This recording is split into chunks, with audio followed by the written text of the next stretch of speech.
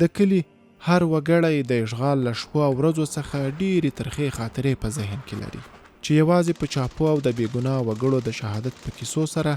نه خلاصېږي، بلکې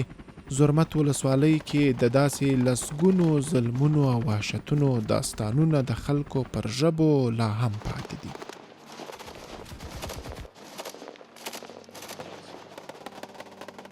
د شپې 10-12 بجې به وې چې هلیکاپټر رالو، د شاته کلا شاته کېنول او 2 هلیکاپټر ګرځېدل، بس دا غږ یې کول چې ونه کورېږي او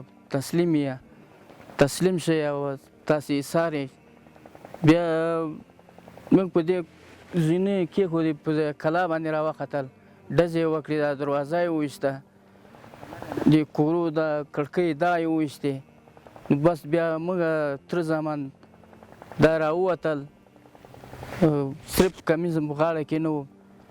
نور باندې راوایستل، دغلته بس لاسونه شاته وتړل راباندې او بس دی